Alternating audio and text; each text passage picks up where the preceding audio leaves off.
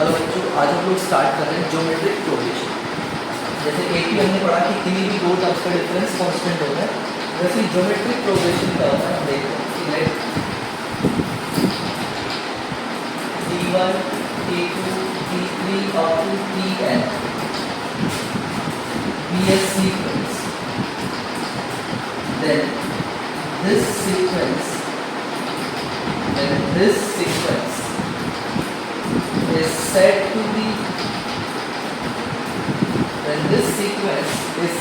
be geometric progression.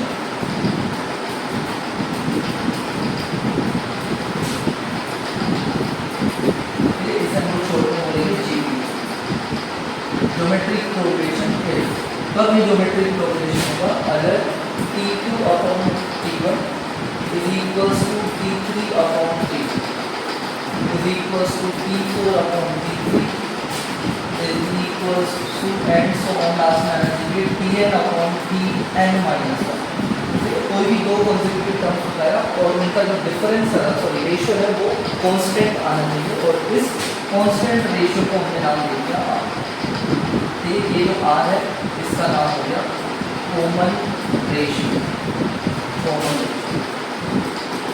जैसे AP में दो कॉन्सेक्यूटिव टर्म्स का जो डिफरेंस था उसको हमने कॉमन डिफरेंस बोला था, उसी तरह से जीपी में दो कॉन्सेक्यूटिव टर्म्स का जो रेशियो है उसको हमने बोल दिया कॉमन। ठीक है, ये जानते हैं कि जो आगे वाला टर्म है वो ऊपर होना चाहिए और उससे पहले वाला टर्म को हमें नीचे रखना है। तो this is called common ratio. Okay, now इसके बाद T1 है। T1 is first term, so T1 is equals to first term.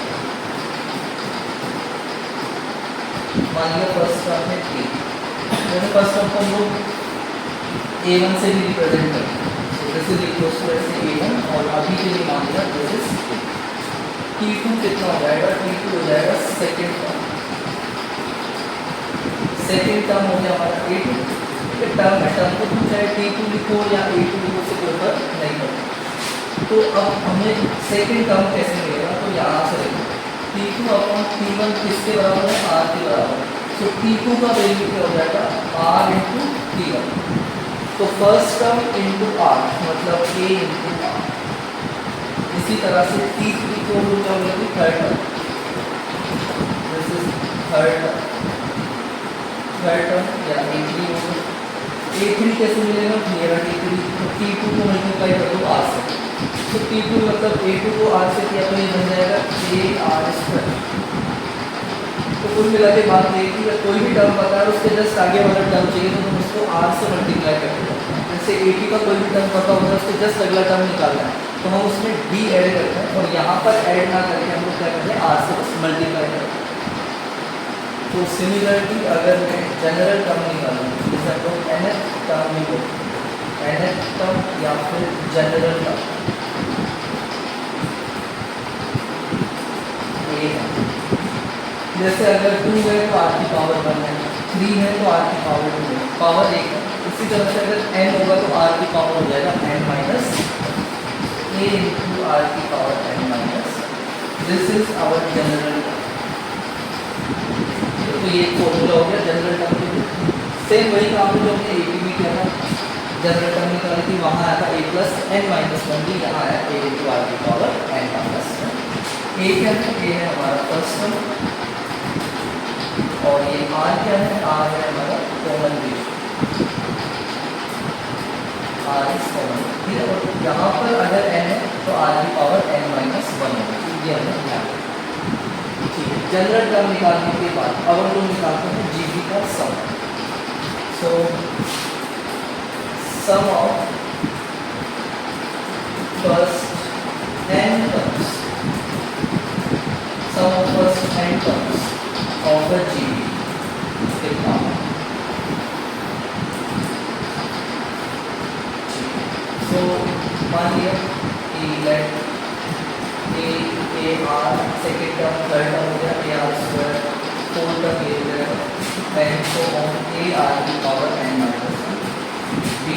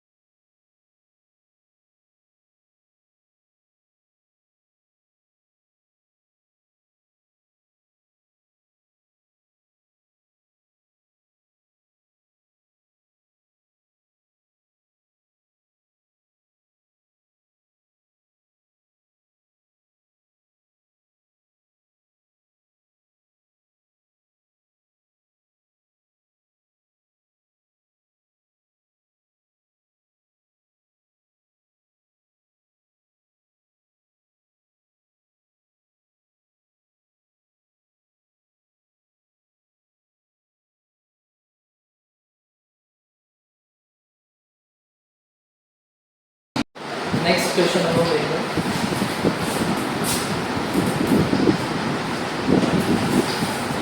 First term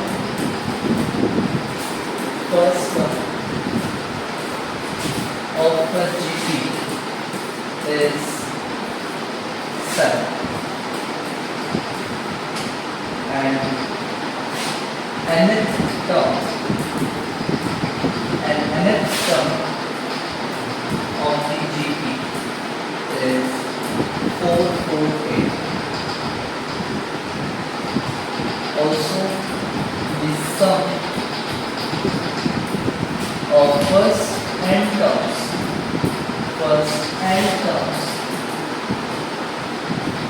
of the GP is 889. Then find the common ratio.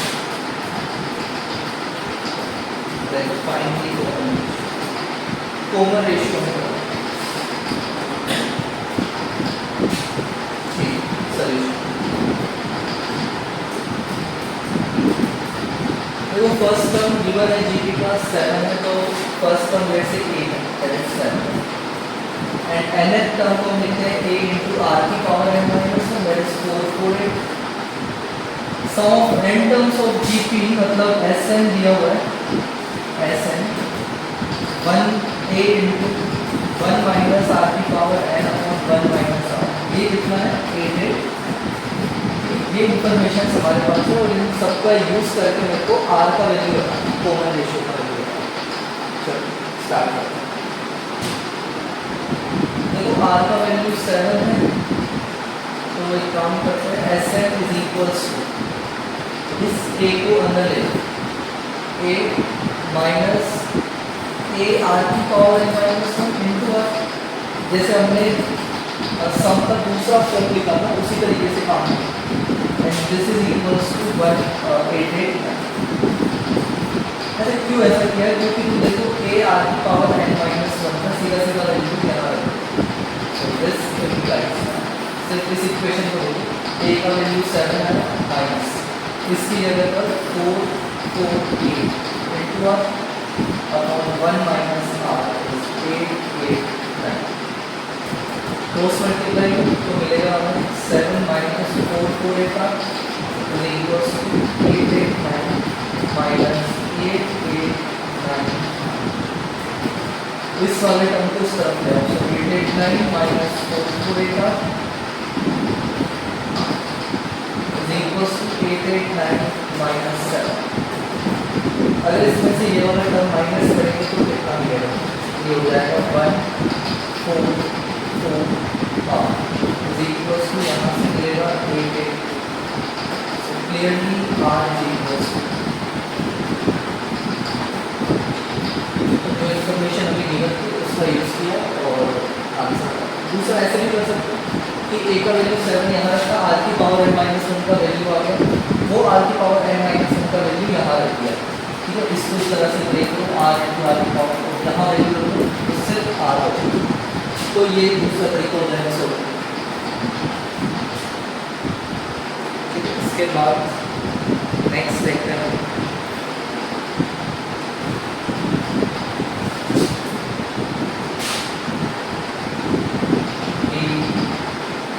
Question है find the sum of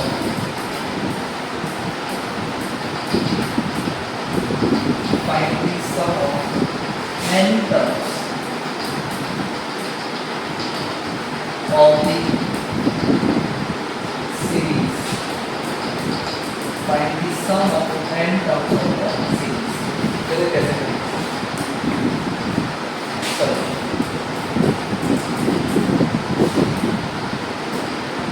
चलो series देखते हैं. Series है हमारे पास 7 plus 7 plus 7 4 times 7 ऐसे चलता है.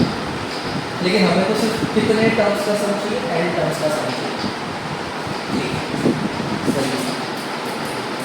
तो इस टाइप की जो सीरीज होती है उसमें ट्राई करो कि सारे नंबर्स को 10, 100,000 के आसपास लिखने की कोशिश करो। तो कैसे कर सकते हैं? एस एन टर्म्स का हमें सम निकालना है। 7 + 7 = 7 ऐसे चल रहा है। मैंने क्या किया,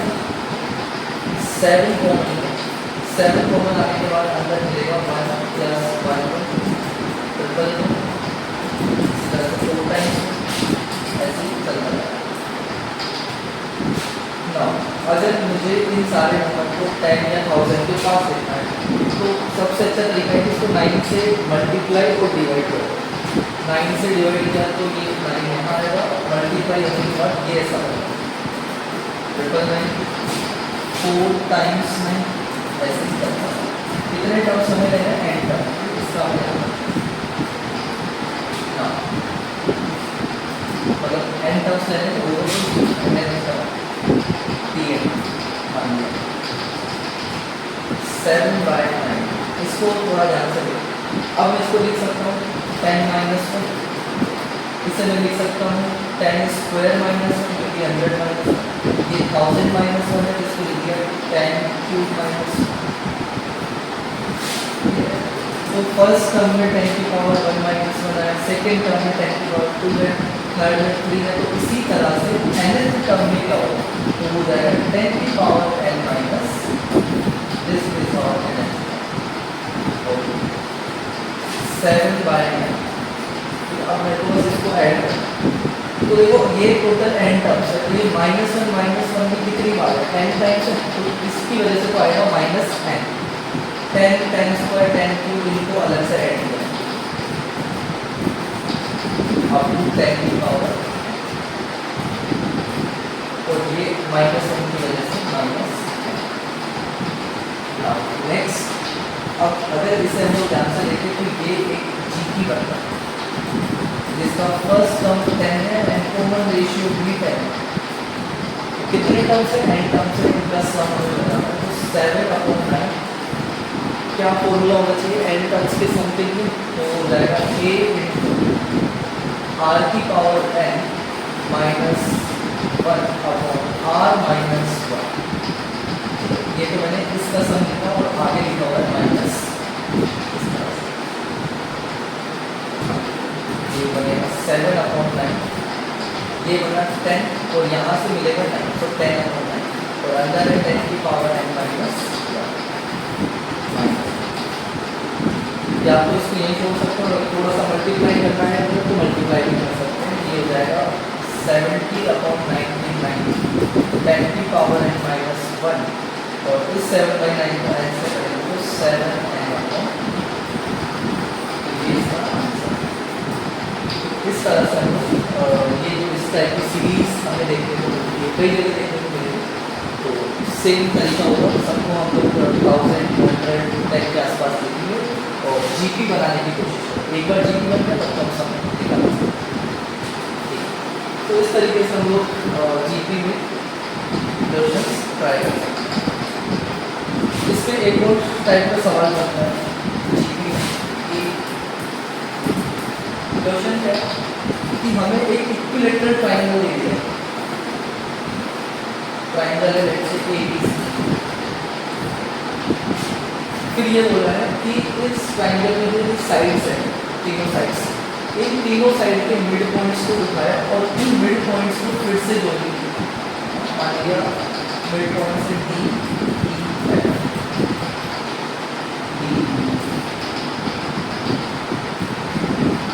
तो जोड़ी।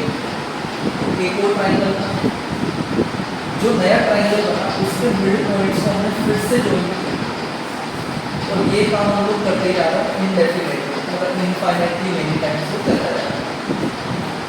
ठीक है, तो जितने भी ये ट्रायंगल्स बन रहे हैं उन सारे ट्रायंगल्स के पेरीमीटर का सम लिखा हुआ है। ये हमसे अभी कितने ट्रायंगल इनफाइनाइट, तो ये एक इनफाइनाइट सीक्वेंस या सीरीज बनने वाली है। गिवन ये है कि जो फर्स्ट इक्विलैटरल ट्रायंगल दिया हुआ है उसका साइड लेंथ है let's say 24, side length is 24। तो सारे जितने भी ट्रायंगल बन रहे हैं सबके पेरीमीटर्स का सम क्या होगा ये आंसर। तो तो देखो अगर ये ट्राइंगल का साइड लेंथ है 24 फर्स्ट वाले, तो मैं एक बार सेकंड वाले का चेक करूँ। देखो इस ट्राइंगल के तुमने बड़ा वाला जो ट्राइंगल है इसमें AB का मिड पॉइंट लिया, AC का मिड पॉइंट लिया और दोनों को ज्वाइन किया। मिड पॉइंट को ज्वाइन करने वाली लाइन तीसरी ये जो साइड होती है इसके पैरेलल होती है। ऑल्सो इसका जो लेंथ होता है वो इस वाली साइड का हाफ होता है, ये हमने क्लास 10 में पढ़ रखा है। सो अगर AB का लेंथ 24 है तो नेक्स्ट जो ट्राइंगल बन रहा है उसका साइड लेंथ हो जाएगा उसका हाफ। तो फिर जो अगला ट्राइंगल बनेगा उसके मिड पॉइंट्स, जैसे ये सेकेंड ट्राइंगल में इसकी साइड के मिड पॉइंट्स को ज्वाइन किया तो ये लाइन बनी, तो ये जो लाइन होगी ये इसके पैरेलल होगी क्योंकि ये मिड पॉइंट से बना, और इसका जो लेंथ होगा वो इसके लेंथ से हाफ होगा, इसका लेंथ अपने मीटर है। तो नेक्स्ट वाला जो ट्राइंगल होगा उसका साइड लेंथ हो जाएगा 6 और साइड लेंथ हाफ होता जाता है। मतलब हर नंबर को तुम हाफ से मल्टीप्लाई करते जाते हो, साइड लेंथ मिलता जाता है। तो क्लियरली GP बनने वाला ना, मुझे तो देखनी है कि सम ऑफ पेरीमीटर्स। सो पहले वाले ट्राइंगल का पेरीमीटर होगा 3 इंटू साइड, सेकंड वाले का साइड जो है तो पेरीमीटर हो जाएगा 3 इंटू 12, नेक्स्ट वाले का हो जाएगा 3 इंटू 6, 3 इंटू 2, ऐसे ही चलता है। कितनी बार इनफाइनाइट टाइम्स प्रोसेस चलेगा। हाँ 3 क्लियरली सब में से कौन है तो बाहर ये ना, ये एक इनफाइनाइट GP जिसका फर्स्ट टर्म 24 है एंड कॉमन रेशियो कितना है, कॉमन रेशियो सबका फॉर्मूला क्या होता है, इनफाइनाइट सबका फॉर्मूला A/1 माइनस R बोलेगा हाफ। तो यहाँ से कितना आ जाएगा, हाफ ऊपर जाएगा मतलब 2 ऊपर जाएगा तो 6 हो जाएगा, 6 इंटू 24 दैट इज 120। ये इसका इस टाइप के सवाल पूछे जाते हैं GP। इसके बाद कुछ प्रॉपर्टीज जैसे कि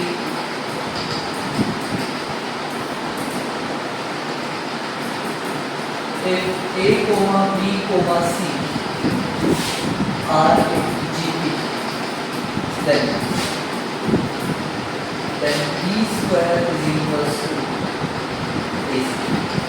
ये रिजल्ट में जाना कैसा है, तो ये पता है कि GP है तो B अपॉन A बराबर होगा C अपॉन B को, तो क्रॉस मल्टीप्लाई तो ये रिजल्ट मिलेगा।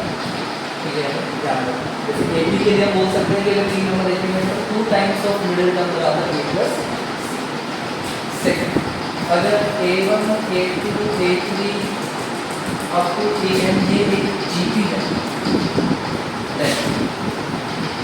A1 इंटू AN बराबर होगा A2 इंटू AN माइनस 1। तो अगर कोई मिडिल टर्म तो ये हो जाएगा मिडिल टर्म का इसका मिडिल टर्म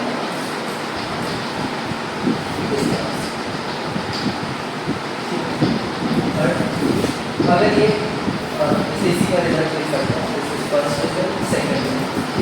अगर ये GP है तो मैं इसको अगर किसी नंबर एक पर्टिकुलर नंबर से मल्टीप्लाई कर दूँ क्योंकि नॉन जीरो नंबर तो जो नया सीक्वेंस आएगा वो ये GP है, ये GP। ठीक है, तो ऑफकोर्स जो K है वो नॉन जीरो है। अगर K जीरो हो गया तो फिर हम कॉमन रेशियो निकाल पाएंगे कि एक भी टर्म अगर जीरो हो तो डिनोमिनेटर में अगर कोई भी टर्म आप देखते हो तो वो नहीं मल्टीप्लाई करो चाहे डिवाइड करो एक ही है। लेकिन अगर मैं कोई एक पर्टिकुलर नंबर ऐड करूँगा सारे टर्म तो फिर वो GP नहीं होगा। अगर मैं सारे टर्म्स पे log अप्लाई कर दूँ, log A1, log A2 up to log AN, तो ये हो जाएगा हमारा इसमें AP। ये AP हो जाएगा। कैसे हो जाएगा, क्योंकि देखो इसका एक्सप्लेनेशन ऐसे